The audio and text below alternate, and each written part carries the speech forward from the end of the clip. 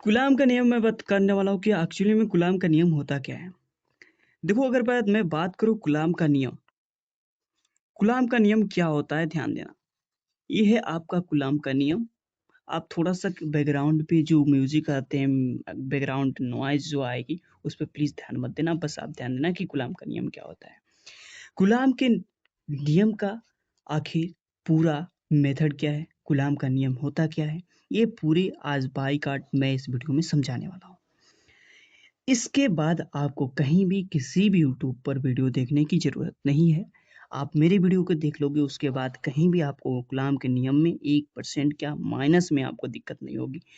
अगर मैं बात कर रहा हूँ गुलाम का नियम क्या होता है तो गुलाम एक प्रकार का साइंटिस्ट है, एक वैज्ञानिक का नाम है। गुलाम एक साइंटिस्ट है, एक वैज्ञानिक का नाम है। ये क्या करते हैं कि 2 आवेश ले लेते हैं कुछ इस प्रकार से और दोनों आवेश एक तरीके के स्थिर आवेश होता है, रुका हुआ आवेश होता है। एक आवेश का नाम इन्होंने Q1 दिया, एक आवेश का नाम इन्होंने Q2 दिया और इसके बीच का जो दूरी कहा वो क्या है R है और इसके बीच में दोनों बल जो काम कर रहे हैं वैद्युत बल काम कर रहे हैं। कौन-सा बल काम कर रहे हैं? वैद्युत बल काम कर रहे हैं। इन दोनों आवेशों के बीच में जो बल काम कर रहा है वो वैद्युत बल कहता है। तो गुलाम कहता है कि ये दोनों स्थिर जो आवेश हैं, इनके गुणनफल का समानुपाती होता है आपका विद्युत बल। ये क्या कह रहा है देखना ध्यान से। ये कहता है गुलाम का नियम कि जो इसके बीच में जो विद्युत बल लग रहा है, वो इन दोनों आवेशों के परिमाणों के गुणनफल के समानुपाती होता है। हम इसे कह देते हैं क्या इक्वेशन 1 कह देते हैं।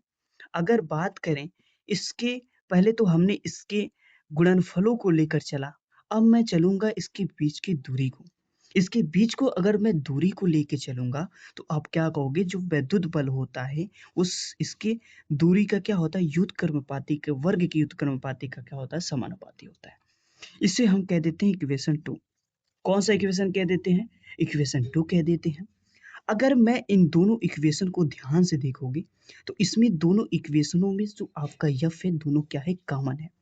अगर ये दोनों कॉमन होता है, तो हम उसको सिर्फ़ एक लिखते हैं और ये जो चिन्ह है, आपका सिंबल है, इसको सीधे एकदम एग्ज़ैक्ट कॉपी कर देंगे और इन दोनों में अगर गुणनफल करेंगे, तो आपका आएगा Q1 Q2 R स्क्वायर।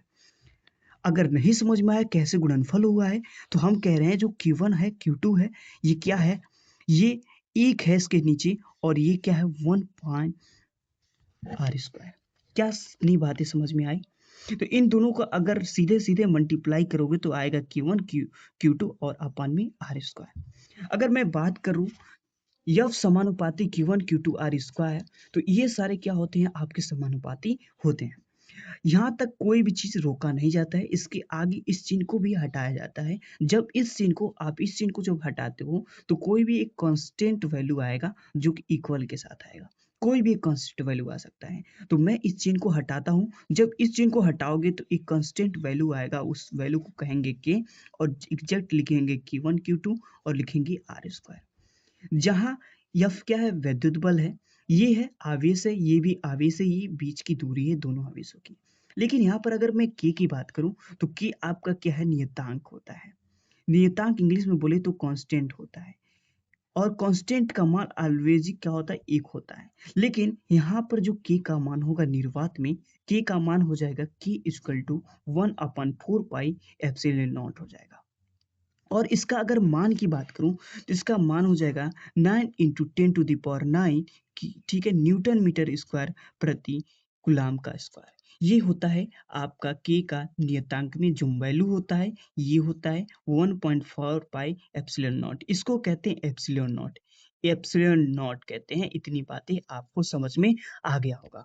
अगर मैं बेहतरीन तरीके से आगे बढ़ने की कोशिश करूँ, तो देखो रहे हो के का मान है 1 equal to 1/4 pi epsilon naught. तो क्या के की जगह मैं इस मान को रख सकता हूँ, पुट कर सकता हूँ? बिल्कुल, तो हम इसकी जगह इस वैल्यू को पुट कर देता हूँ। तो आपका हो जाएगा एफ इक्वल टू क्या हो जाएगा 1/4 pi epsilon naught Q1 Q2 upon r square. ये हो जाएगा कूलम्ब का नियम। अब नेक्स्ट वीडियो में देखोगे कि ये जो एप्सिलॉन नॉट होता है, जिसे हिंदी में विद्युतशीलता कहते हैं, आखिर ये क्या होता है? तो नेक्स्ट वीडियो में इसके बारे में हम चर्चा करेंगे। तो अभी के लिए सिर्फ हम कूलम्ब के नियम में देख रहे थे। अगले वीडियो में आपको विद्युतशीलता मिलेगा। पूरी जानकारी हम by the way part 2 part 1 देते रहेंगे।